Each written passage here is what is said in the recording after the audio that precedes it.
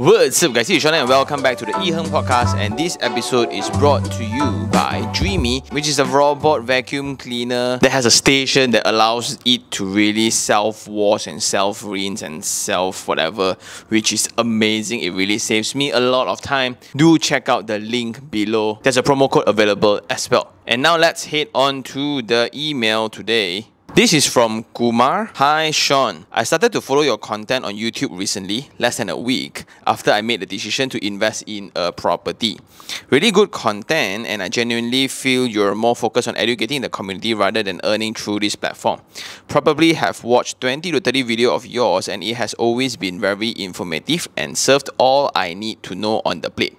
Well done. I am a graduate working in the UK, 25 years old, and just started my job about 6 months back and earning around 9,000 ringgit net every month. Soon I'll get a decision on the visa, thus it sort of provides security to my job here.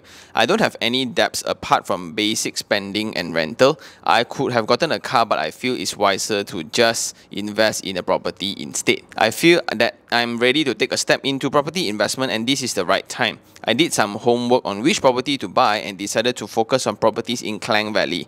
This is because the rental yield and demand are always convincing, and I believe in a property at the right spot can't really go wrong. Of course, depends on how much you got it for with incentive and bank valuation. I was deciding between North Kiara and KL Central. Have studied the rental yield, I was assured that KL Central would be the ideal place to invest, apart from being the most strategic place. Even though it's slightly over my budget, which is 2007, I think it's worth the money for future returns. There is no more land available within the CBD, hence bringing great value to this property of my interest. I have created my own spreadsheet to analyze every detail I got to know about my target property, from selling price, valuation price, fees incurred, rental per square feet and returns, how much I have to cough out, maintenance fees, so on and so forth. I am looking at the property price of around 750,000 for a 650 square feet unit, over 1,000 per square feet after all the incentive from the developer. Question: I need advice from you. Number 1. Bank valuation of 10 to 15% more than the selling price. Certain layout has lesser than 10% margin. Ideally, we expect to get around 20 to 30%, but I'm certain that it's because of the high demand in the area, which reduces the margin between the selling price and the SPA price. Your take on this, whether it's the right time to buy in general. Number 2. Is this a good investment from your point of view, which has an estimation of 4 ringgit per square feet in rental return? Negative bleed also won't be so bad, I assume. Number 3. What would be the best strategy to allow positive income and sustain? Number 4. Based on my estimation on the longest it could go untenanted is 1 year. I ensure I can cover the full installment for a year in those situations. Number 5. Anything else that I need to be aware of? Hoping to get a response from you, as that would really be helpful to give some level of assurance. Sorry for the very long message, and thank you in advance. Looking forward to more of your content. Have a great day. So first of all, Kumar, thank you very much for reaching out from UK. Recently, once you go into a new country, then suddenly you will venture out into new audiences, new content and all. Very good, very solid. Anyway, you are now earning around 9,000 ringgit. Why don't you write in pound? I think that's like divide by 5.5. 2,000 something pound, and because of that you think that you want to invest in Malaysia. So I'm always very happy when youngsters finally make that switch, right? Now I want to invest in properties. So when that happens, that really kickstart a whole different level of thinking and maturity in life, because now the entire game plan of how you spend money, how you live your lifestyle, all will change. But the main crucial thing that I think part of your question, right, you are missing out where will you be in the future, because the main challenge of investing while earning in a different currency, right, ultimately the forex exchange must be considered. For example, a lot of Singaporeans will be delighted to buy Malaysia property. Like the cost of a HDB in Singapore, you can easily afford a KLCC unit with those prices, especially after you times 3.3. Besides acquiring and owning the property, right, ultimately there will be a day for the exit plan, then. So what's the exit plan then? Are you going to cash out everything even if you make a lot of money? For example, if you buy a property at 1.5 million, maybe 10 years later you earn 25%, right? Or you earn until 2 million, you sell, you earn 500,000, which is 33%. Then everything divide by the forex exchange across 10 years time. What's left then? Because by investing in a different country, what involves in that process as well would be the different management style, the different risks. You will just have more stress mentally as well. And suddenly, hey, the tenant today don't want to pay. Hey, the tenant here say that it's leaking. Hey, something wrong with your unit. And if you are not comfortable to those risks and you are not comfortable in pay somebody else handsomely enough so they will do it, right?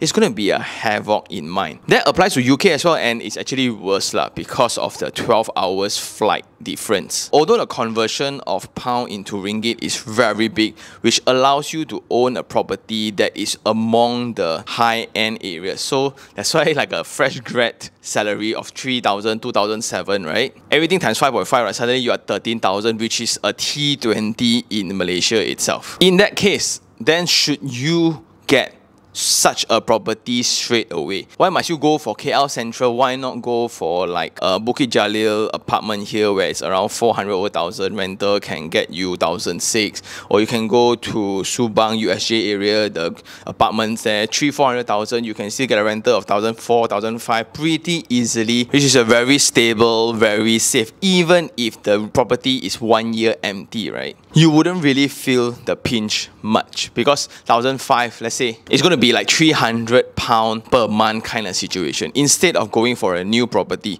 So that's something to consider. So that's something very important to be in discussion, especially when you are investing from a different domain or a different country as per se, right? So all these needs to be discussed because ultimately your circumstance will change. Like many people that go into Singapore thinking that they will always come back to Malaysia, right? What happens if they met the right girl or the right boy, then they set up a family there? What happens to all the property there when they want to acquire a HDB? Never know one. Especially if you are in UK right now. Are you planning to come back? If you do, when? All this needs to be taken into consideration. What if Forex goes south? Suddenly now, yeah, it's like 4 ringgit per pound. It's not 5.5 anymore. There's just additional risk when you do things abroad. Okay? The second thing I would suggest is to kind of wait a little bit. Like now you are 25, right?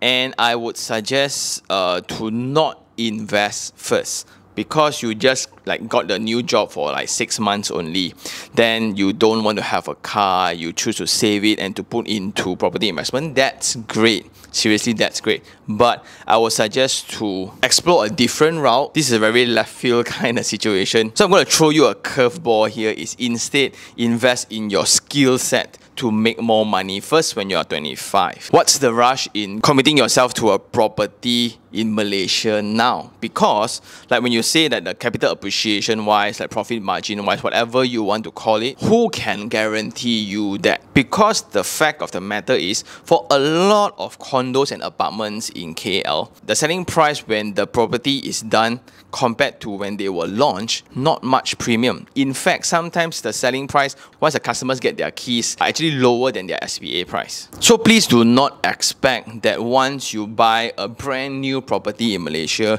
4 years down the road, it will confirm make money and you can estimate like 10 to 18%. Who can guarantee you that? If that person can really guarantee you that, right, why isn't he buying the whole block? In my opinion, instead of putting those money into a property in Malaysia, take those money and invest in yourself instead. Like you are only 25, so invest in anything above the neckline, which means getting yourself educated in terms of course, upgrade yourself in terms of skill sets, get yourself ready for opportunities to come. Because now at 25, I don't think it's the right age to really strive and make money. You should strive to learn more first. The plus point to that is now at 25, you can barely have enough capital to buy a sub-sale property. I can absolutely understand. You shouldn't have that much money in the first place. Okay? But at 30, let's say you give yourself 5 years, really gear up yourself, upgrade yourself in terms of knowledge and skill sets, earn more money, increase your money earning ability. Then at 30, when you come back to Malaysia, guess what? I think the selling price is not going to be any higher. Let's say 10%, big deal. Now it's 750,000, 10% is 820,000. But your earning ability can be like 9,000 to 30 over 1,000, 40 over 1,000 across 5 years. The possibility of that happening will be way higher. So if I were you, if I'm your big brother or cousin, right, at 25, bro, chill. Okay, because you're only having 25, have you explored that side of the world before you even want to come back to Malaysia? No rush at all. Property investment is not something that you will instantly or somebody can guarantee make you money. Especially when you are talking about you being in a foreign land still buying a new property here.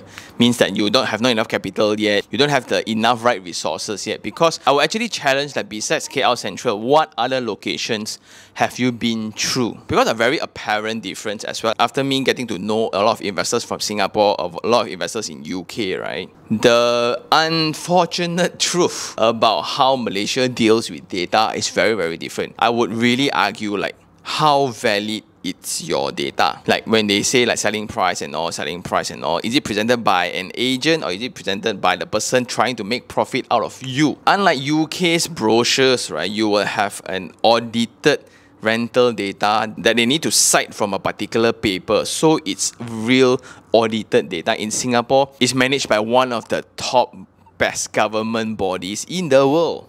Most efficient body. So compared to Malaysia, I say can rent out 2007. I did it. Got proof or not? To what percentage? Are you confirmed? But when you ask them, can make money? Sure can. Yeah. But looking at the question again, like you say, is this a ready project or is this a new project? Maybe I got it wrong. But looking at it, right, whether or not it's a new or sub-sale, I'm trying to understand the first question, which is the bank valuation of 10 to 15% more than the selling price. Certain layout has lesser than 10% margin. I don't really understand the question here. My assumption, if this is a completed project, meaning the project is really completed already, there are people living in it, and now you want to buy, the market valuation of the property is actually higher than the selling price. So does that guarantee you the margin when you acquire? With that assumption, I'm going to answer this question. No. There's been a topic that I spoke before. There's the difference between market valuation versus market price. In Malaysia, in other countries, I think it's the same thing, but in Malaysia, it's very different. Market price meaning the price that the market is going to buy from you. Example, like now when the property is 750,000, right? The valuation, when you say 10% higher, is 830,000, 825 for example. So 830,000 will be the valuation price. Why wouldn't the seller then sell at 830,000 instead want to sell you at 750,000? Because you will not buy the property if it's not 750,000. Anything more than that, you wouldn't buy already. So the market acceptance level of that particular project is 750 because the neighbor may be selling 760, 770. No one actually sells at 820. But in the perspective of market valuation, then the banks are okay to give you 820 in terms of valuation. What's going to happen then if you really were to proceed with this sale?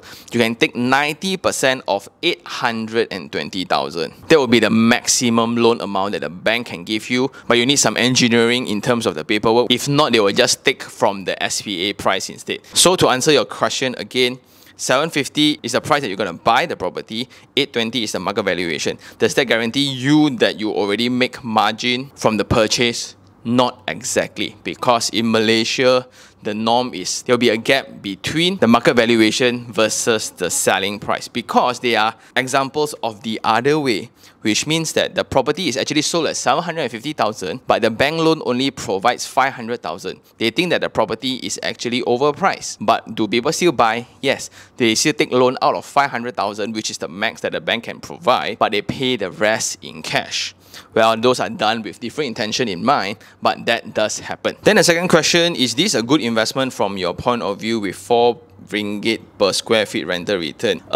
It depends on several things. It depends on the property location itself. Then it depends on the loan tenure that you're eligible. It depends on the monthly installment that you're going to pay. And it depends on your appetite or your preference of risk. That's why it's very hard to have a standardized a perfect investment property or whatsoever. That's why I encourage everyone to invest early, because you can qualify 35 years loan and your monthly installment is going to be the lowest ever. And that allows you to get a rental rate that is actually lower, which puts your property in a winning position when you want to put it out in the market. So let's say when people need to rent out at 1,700, you rent out 1,500, you also can make money already. So that's good lah, right? And that put you in a better position compared to you investing when you are only eligible for 20 years or 15 years of loan tenure. Immediately, your monthly installment is going to be like 2.5 times higher, just in order to break even, right? Very, very difficult. So my goal, my own game, right, how I'm playing it is I always use the monthly installment that I need to pay as a level to gauge the investment quality. So that's number one. Number two is the median pricing. So it doesn't mean that I always invest in grade A locations only, like the popular ones like you are going for KL Central, KLCC. KLCC not so good already now because it's a bit too overpriced. Then Mont Kiara lah, Ambang lah, Cheras. Actually, every location has its median price. So, for example, in Mont Kiara is around 800 per square feet. If you're buying something below that, like for example 700 per square feet, then you are making a good investment already. What you don't want is to buy at 1,000 when the median price of that location is actually 800. People will take you as the ceiling then. So you are not in a winning position as time goes by. Then we can also talk about the preference of returns. A lot of people invest in property with the mindset of flipping it later, with the mindset of making a lot of money when they flip. Well, the flipping thing don't really work anymore. Now, I think when the bull run really do come, when Malaysia really recovers from everything, then it's a whole different story. In the meantime, I'm playing a game of building equity using investment assets. Means as long as the rent can cover my installment every month, so as long as it's break even or even like negative 300, 400 ringgit a month, I'm fine. I'll just leverage on other people's money, other people's time, other people's resources to hold it for the next 20, 30 years. So what's going to happen at year 25 or year 30? The property is entirely going to be mine as the loan is really paid off year by year. By who? By the tenant, not me. So even with zero capital appreciation, I am earning from all this already. The setback to this strategy is the pace of return. So, wow, by year 30, how old already, Sean? So old already. But that's the game that I'm playing, because think about it, what's the upfront payment or upfront investment that I need to do? Minimal compared to those who are looking for flipping. So you can go industrial, you can go commercial properties. Those property flipping activities really do make money, don't get me wrong, just that I am not in that game yet. Question number 3, which is what would be the best strategy to allow positive income and sustain? The very first point to that question is remember that best deals are crafted, not found. It's a norm for Malaysians, especially when you are young, there's not much capital within the bank, right? Not much savings, and they want to start investment. The only way out to that is to walk into sales galleries and just buy from it. What's actually happening there is you are buying properties at retail, possibly the highest price in the market. Well, if there's no other choices, if you don't have enough money, right? You don't have enough capital, that's the only outlet that you can start the journey with. But if you have some form of savings, if you have some form of connections to investment group, or you have a YouTube channel that talks about property,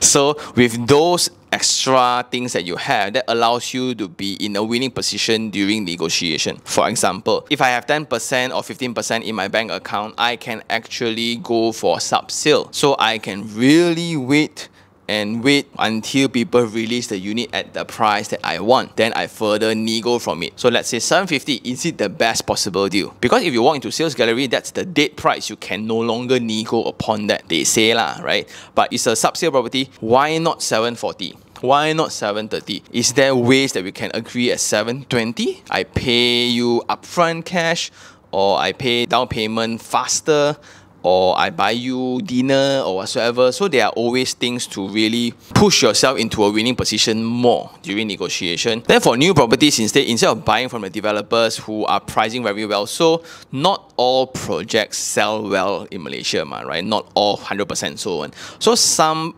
developers that are over ambitious during the initial pricing, they will face some difficulty in clearing stocks. So this gives opportunity for a lot of bulk purchasers in the market where we buy properties in group, in bulk from developers. So that gives us a better price, a better competitive edge in acquiring them. So we often acquire properties at a discount compared to those initial buyers.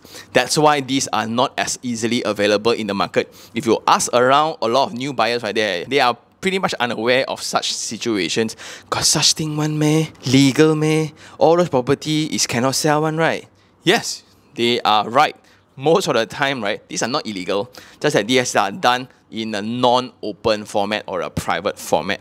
Because what you don't want is to offend the initial buyers that invested a lot of their money in your brand, in your product. So if I'm a developer, I sell my properties to the first 10%, right? Well, thank you very much for supporting me, but after 2-3 years, not much sale already. But I will still need cash flow to complete the project, right? Where this money come from? I will need to somewhat sell my apartments, right? But how do I do that? I cannot openly, hey, now, okay, I minus my price, I reduce my price by 30%. The initial buyers are going to come after you, right? So what they do is they go underground, settle with all these private purchasers. And this is another phenomenon that compared to Singapore and Malaysia, our market in Malaysia is not as transparent. You will never know what price I'm paying for the property. A lot of people think that that's the SPA price. No. No. So because of that, you can either see that as a very weird arrangement thing or a very dodgy thing. But you can also see it from a very optimistic side, which these are opportunities.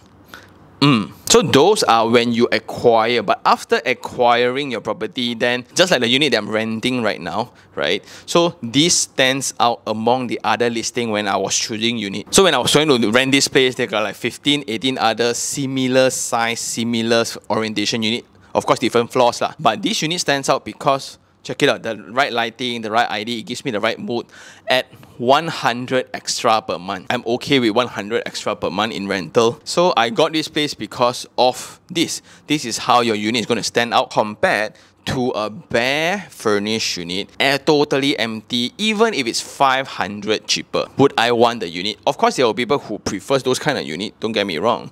But I don't want to buy my own furnitures. Then a year later, I need to move all the furnitures out again. Yeah, why? Right? I don't really know any families who brings around their furnitures all around already. So the answer to the questions, there are things that you can do before the purchasing process and after you get the keys to the unit to really set your unit apart from your competition. And with that, you are in a better position to get positive cash flow and to get positive income. And the fourth and fifth question, which is the estimation of the longest period you can go untenanted, is a year. And anything else that I need to be aware of, I think we covered that in the first portion of the question already, which is the forex exchange, right? Then the ultimate exit plan. Are you going to be settling in Malaysia or are you going to be settling in UK? Entirely up to you. But maybe a curveball that I threw is maybe don't even consider Malaysia's property just yet. Give yourself 5 years to really build yourself up until you have so much money, right? You can buy property in Malaysia in cash form, which I think is not challenging at all with the currency exchange rates, right? Wow. Like now, I recently booked a UK property, right? The initial 20% is already a fully paid apartment in Malaysia. So yeah, you get what I mean? 20% there is already a fully paid apartment here that can generate rental already. Well, of course, I have my own agendas. I have my own objective of why I choose to invest there because I fully played the Malaysia game already. So that's something that I'm trying to do for my kid instead, just in case he wants to go to UK for studies lah. Anyway, that's a story for a whole different day. And I guess that's all for this episode. So Kumar, thank you very much for sending in the email. For those who still have any questions regarding real estate, do just email me at taniherng@gmail.com, or you can just DM me on Instagram. I will do my best in getting to all of y'all. Thank you very much for watching and see you guys on the next one. Ciao.